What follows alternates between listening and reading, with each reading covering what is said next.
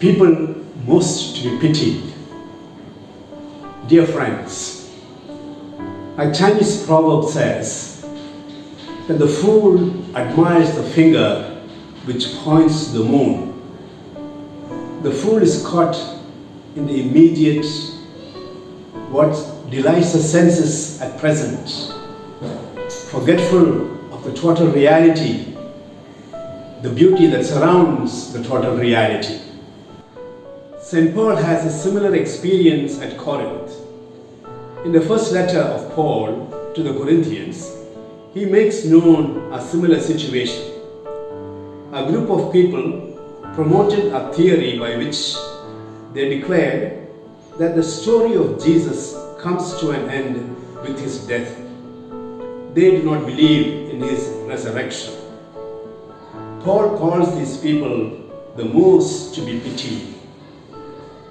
Paul has encountered the risen Lord in all his splendor and power. His fellow believers have experienced the power of the risen one.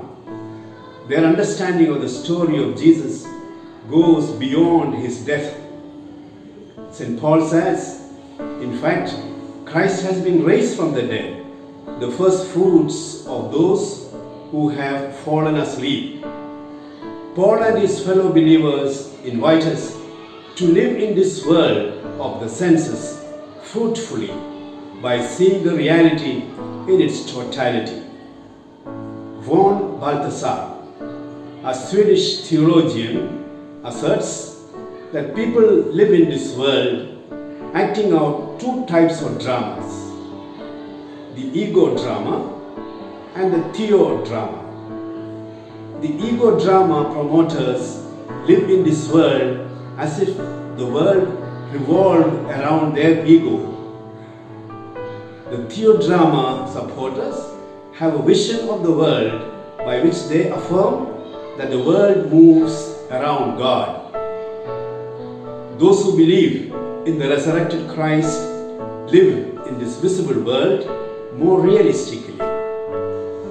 We are told in the Gospel of Luke that Jesus, after spending the whole night in prayer, he looks at the world of the poor and the suffering and the rejected. He calls them blessed. He was not extolling material poverty or a life of depression and rejection, but looking at this reality with a new vision. Jesus sees God's mysterious, ever-loving and real presence in them, the presence of the kingdom of God. Blessed are you poor, for yours is the kingdom of God. The people whom the world honors, the rich, those enjoying the applause of the world, etc., are the people to be most pitied, not because wealth and power are evil, but because they are ignorant of the deeper reality of their life, the divine source in whom we live and move and have our being. Saint Sister Bakita was born in Africa.